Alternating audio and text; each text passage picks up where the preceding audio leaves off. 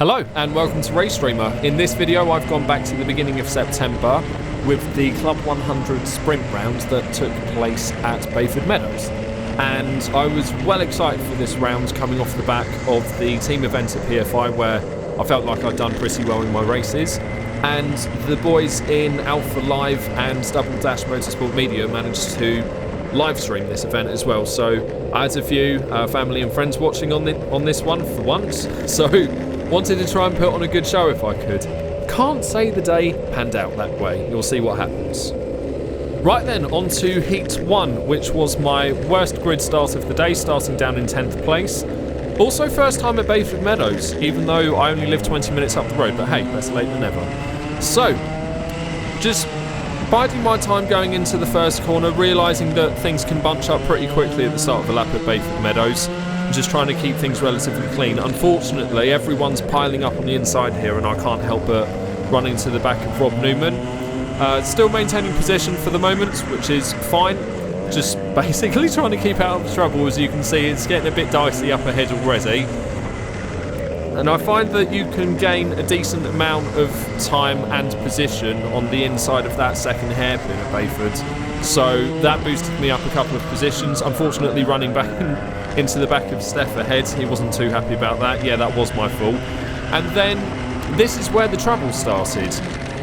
So I had a driver on my inside. We were fully alongside each other, even though you couldn't see on the video there. And unfortunately, he just ran wide. I guess his tyres weren't warm enough.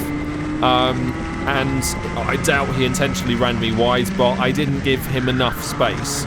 So we touched and it just meant that he ran me off the road inadvertently, unfortunately, which put me down in last with plenty to do for the rest of the heat.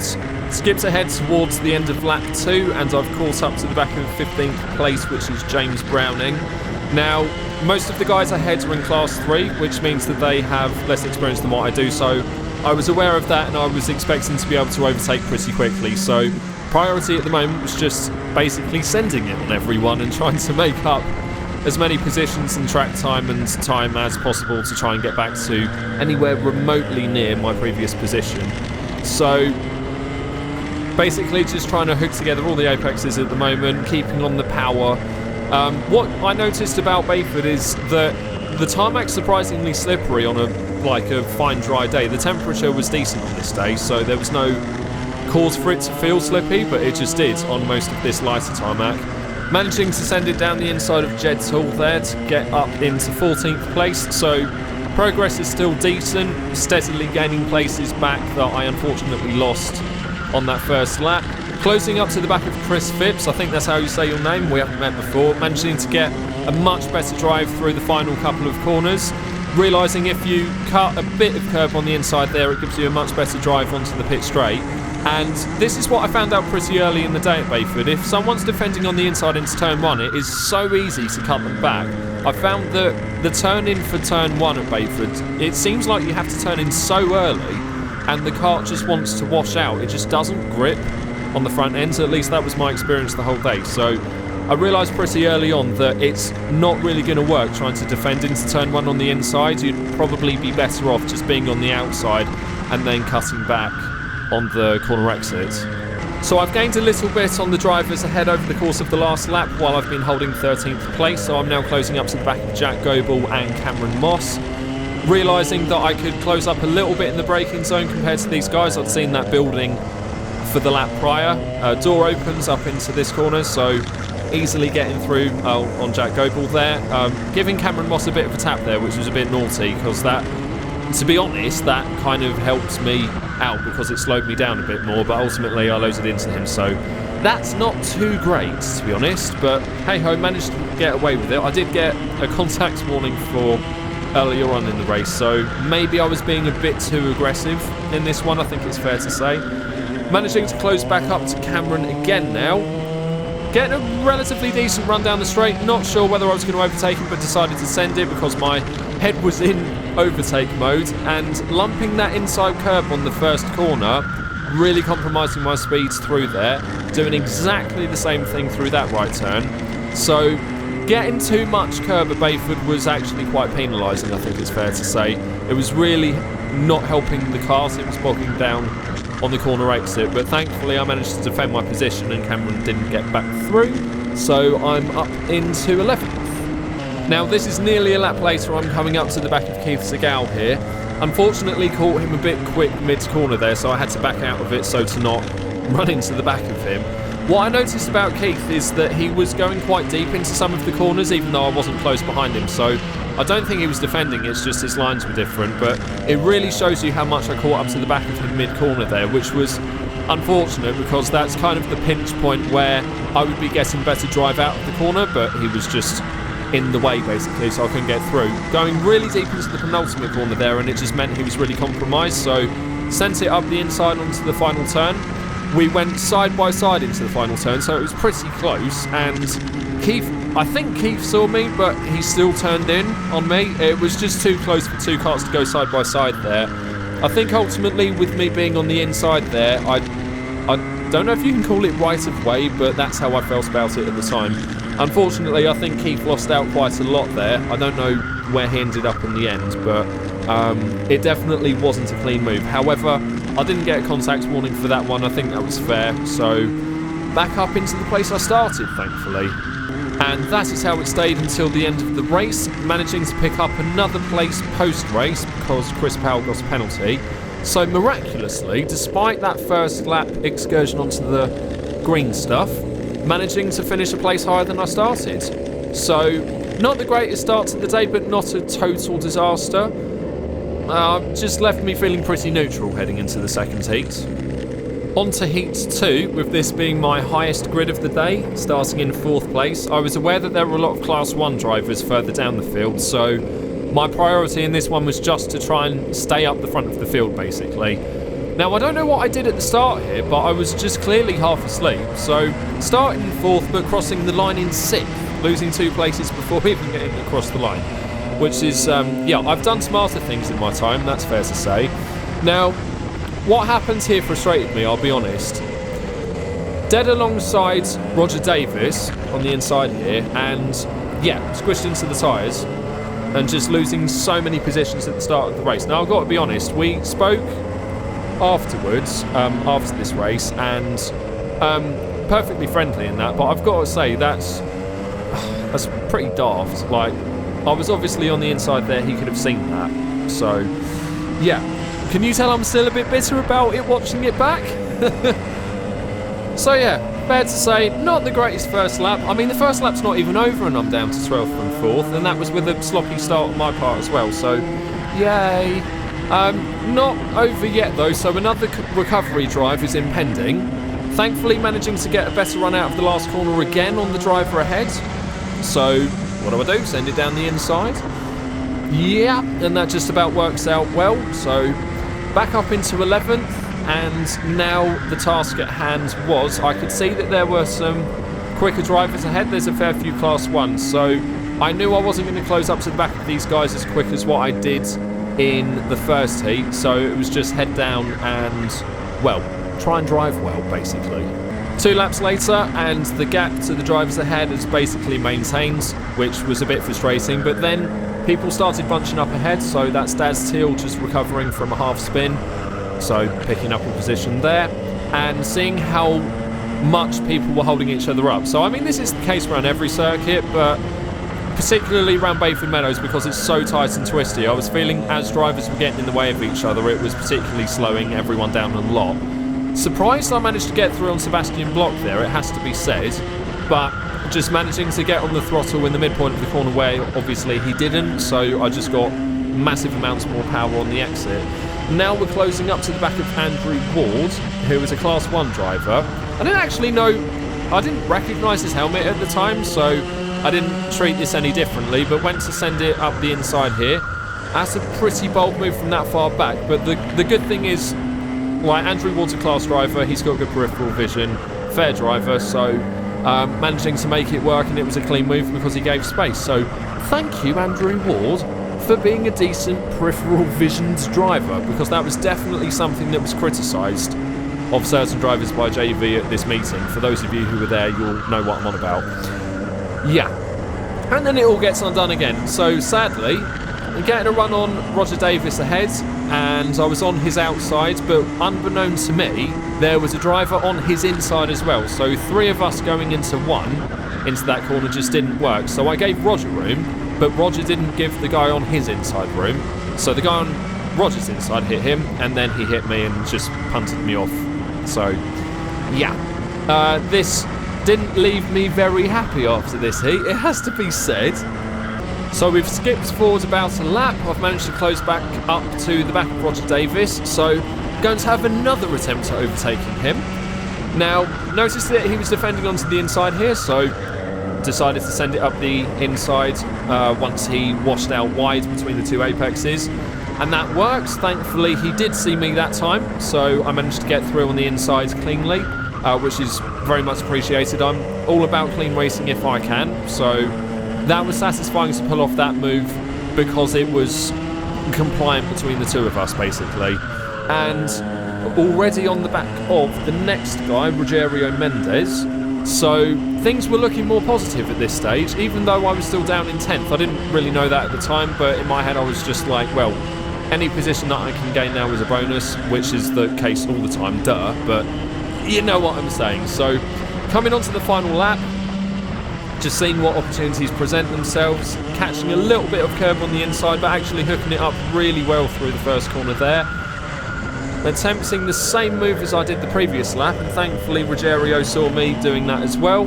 So it goes to show you can actually send it from quite far back at that corner at Bayford, and it was working out all right. Now, Sebastian Bloch and James Watt is getting a bit tied up there, which presented an opportunity for me to overtake around the outside of James Watt's. And that was just from the fact that they were making contact with each other. It holds you up so much. I mean, most of you probably know that anyway, but it really illustrates the point when you can see it on camera like this. Now, I wasn't managing to get quite as good a run through these corners as a few of the other drivers in this race, I noticed, so that's where I ended up finishing 8th behind Sebastian here, which was okay. I was pretty annoyed at the end of this though, just because of the amount of contact there'd been. Like, I'd rather finish in 8th, having started 4th, from me just having an average race or below average race, but it being a clean one at least. So yeah, just hoping for a better Heat 3 basically, something that was somewhat cleaner. On to Heat 3 in a Class 1 rich field. So I was aware that this was going to be a tricky race. You can see Andrew Ward ahead, James Wattis and Ed Bars on the left. Fair bit of space to Andrew Ward, but clearly he just had a car that was bogging down at the beginning, so I gave him a little push across the line. Meant that we lost a position already. So yeah, there's been better starts again. Now for me it was just about getting through these corners cleanly this time. Now Andrew Ward running a little bit wide there, so decided to send it up the inside, making contact with Bailey Morgan, so didn't work out too well on that part. It was a bit too aggressive from me there, but one of those things, it's all learning I suppose. Managing to hold position going into the second hairpin. I think Andrew got pushed out a bit wide there, but I managed to leave him space, so managing to make our way through with it being a little there being a little rubbing, but it not being too aggressive, at least anyway, from most people. So I've stuck onto the back of Andrew Ward going on to the second lap here, noticing that he got held up by Bailey ahead just from being a clean driver and just making sure he didn't make contacts with Bailey here. So I decided that I was going to try and run it round the outside here, which was a really stupid decision. So at the time I had my sort of hot-headed reaction, which was, oh, that's so unfair, but watching back the footage, that was so clearly a move that was never going to work. So punted into the tyres again, but this time it was definitely 100% my fault. So I'm sorry to Andrew Ward for trying to pull that move on him. That was pretty daft. It meant that I lost a position to Greg Smith ahead, but it's all learning again. It's just a bit of, properly clumsy move if I'm being honest. So I think about half a lap after that happened, I just thought, okay, you've really got to calm down, dude. I could see Greg ahead was saying, try and follow me and we'll catch up to the drivers ahead. So I did kind of bear that in mind until Greg got a bit of a bad run out of the first corner, so decided to do my favourite overtaking move of the day. Greg went to take a defensive line into that corner though, and I ended up making contact with him, so definitely decided at that point it's better to let him back through. Unfortunately, losing a position to Rihanna Percox there, but I have to admit, I don't know why she didn't defend into that corner, so it just opened the door straight back up for me and I went back up the inside. That was the last I saw of her that race, and it just allowed me to refocus my aim on catching up to once called Green Smith, but actually Greg Smith. So this is now another lap later. Greg not getting the greatest of runs out of these two corners here, so I managed to catch up to the back of him decently here. Now, I noticed Greg was defending heavily, which is fine, perfectly entitled to, but it links back to what I said earlier about defending into the first corner. It just really compromises you up this straight, and it meant that I could pull exactly the same move as before. Difference is that I guess maybe he was kind of expecting it this time, so I sent it up a lot quicker up the inside. I left the braking a lot later to make sure I was fully alongside, and to be fair, he gave me space. We didn't touch, clean move, hard move, but up into 9th place. And as it goes, that's how it stayed until the end of the race. I was unable to close up to the driver's head. Like I said, it was a pretty class 1 rich field, so my pace was not on the same level as theirs on this day. So yeah, finished in 9th. So it's down a couple of positions from where I started, but yeah, I think I could say that I deserved that one, to be completely honest, because like trying to pull that move on Andrew Ward earlier on in the race was daft, but sometimes I'd be interested to know your opinion on this, but sometimes I feel like you've got to try these moves to realise how stupid they are, and then you learn from the mistakes and you don't try it again. So that's the way I'm looking at this race anyways. So the combination of those average finishes in the heats put me 13th in the B final, which I've definitely done better from this year. However, I would say the field in Club 100 is definitely stronger this year, so I don't feel bad starting here, but I did start on pole in the B final at Buckmore, so I didn't feel the greatest at this. Got to say, before the racing really kicks off, Peter Knighthead starting in 11th actually won this, so fair play to him. Now this was probably the most chaotic race that I've had this year. Getting massively loaded into from behind on the first corner, so being forced off my line, losing a couple of places there. Making the wrong decision going into these two right-handers, so going on the outside there, losing positions.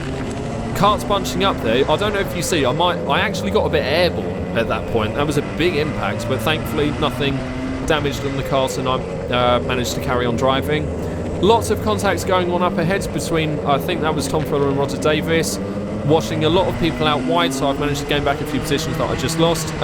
It's far too many drivers about to mention every single name of everyone that's in it at this point. Getting loaded into that corner, so that forced me offline again, and I've lost ground to the drivers ahead. And what I realised at this point of the race, coming onto this straight, I think with Eamon Salih ahead, is that both of us had pretty naff car engines on us. So you can see him getting pushed along by Anthony Amato up there, and I'm nearly getting overtaken around the outside there. I didn't have any choice. I braked sensibly and I tried to give room to the drivers on the outside, but unfortunately 3 into 1 didn't work, so there was a bit of contact there as well. Tom Fuller getting back up the inside of me here, and then I'm under immediate pressure from another driver behind who again loaded into me and nearly managed to get through. So I have to say I didn't really enjoy this race. I hate to put a downer on things in these videos, but I'd rather be honest about things, and it's just because of the amount of contacts that happened. I think some people have possibly got rattled up the wrong way on this day, and I say some people because there was still plenty of clean driving going on. That was just my personal thoughts on it. I definitely got rubbed out the wrong way on this day, just from the amount of contact that was happening to me, and being honest, I sort of victimised myself on the day, and then I started being a bit too aggressive with other people as well. So yeah, it goes to show that you just got to keep a clean head on you. Now, I knew that James Wattis was behind me at that point, so I decided to duck away from defending the corner to be able to cut back on him on the exit. So I decided to sort of let him through to get him back afterwards. Defending up the inside here, but just getting contact from behind again, which is really frustrating. James managing to get through there, so trying to close up on him, and then I got a tap from behind that sent me round. And that was basically my race done at this point, it's got to be said. My car was so slow to get up and running here, so yeah, this was a race to forget, if I'm being completely honest, but here we are watching it back anyway, because this is what I do. Clearly not the only one getting into trouble as well, because you've seen Ned Douglas off to the side of circuit there, so clearly he'd been sent off. Actually, I think I remember from watching the footage, it was a similar incident to what I had in the first heat, so yeah, I think it goes to show you can't really hang it around the outside of someone around that particular corner at Bayford, because, well, we both fell victim of it. Now, I was completely out of sequence with what drivers were around me at this point, but we've got Ashley White and Toby Case just ahead. Not the smartest driving there. I was loading into the back of Ashley, which ain't cool, but where my head was at during this race, I have to be honest and just say that I was massively frustrated, and because of that, that let another driver through. So it goes to show you just got to try and keep a cool head on you, and bury any frustration rather than letting it fuel you to be overly aggressive, because ultimately I was losing out at this stage of the race. Yes, I would say that my car engine didn't have just as good power throughout its range, to be completely honest, on this day in this race, but I still wasn't making the best of the situation by any stretch. Skipping forwards a couple of corners onto the next lap, and there's a bit of contact about to happen up ahead, unfortunately. Driver goes for a move on the inside where he's only half alongside, ends up making contact.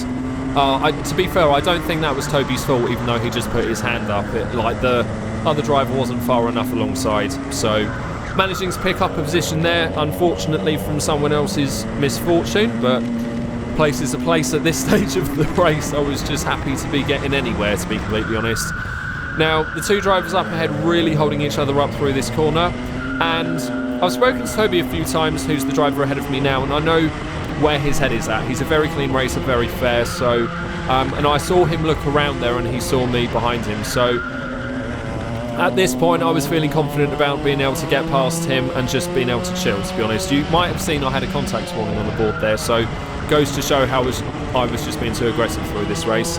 Now, managing to get a run on Toby here, and this was a really bold move, which I don't think I would attempt on another occasion, but to be fair to Toby, he's, well, yeah, good peripheral vision, so he saw me at the last second and didn't turn on in on me. Now, like I said, I don't think I would do that move again on another occasion, so I've got to say a massive thanks to Toby for managing to keep that move clean, because I would have put us in such a bad position otherwise if he'd have turned in, like I probably would have done, to be fair.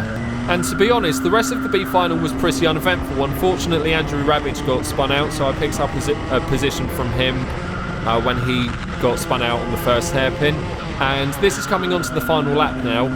Eamon Salih has fallen back through the field, unfortunately, because neither of our cars had that particularly good straight line speed and they weren't picking up that much out of the corners. I'm sure there's a way to better manage this situation when you've not got the optimum cars engine on you, but yeah, neither of us managed it. That was definitely, though, my proudest move of the whole weekend. Thankfully, I know Eamon well, so I knew that I know where his head is at as well. He's a good fair driver, so I felt like I could definitely try sending that one up the insides, because I know he's got good peripheral vision as well.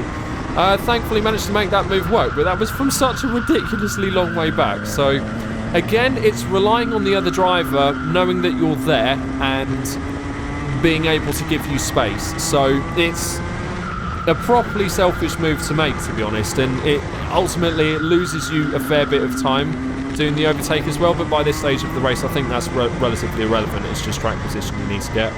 So net result is I lost out in the B final, and I guess I was just resigned to having sort of had a bit of a disappointing day, to be honest, but kind of enjoyed the racing in this one, to be fair. And as it goes, I really enjoyed my experience at Bayford Meadows. I'd love to come back here another time and race again. So yeah, that concludes that day. That was at the beginning of September. The next round coming up is Lyd, for which I have to say it was a much more positive day. So looking forward to finishing off that edit and uploading it in the not too distant future. If you're enjoying this content despite the slight negativity of this video, then feel free to subscribe to the channel. There's plenty more content on the way over the next few weeks. I will see you guys again soon for more Club 100 and other bits.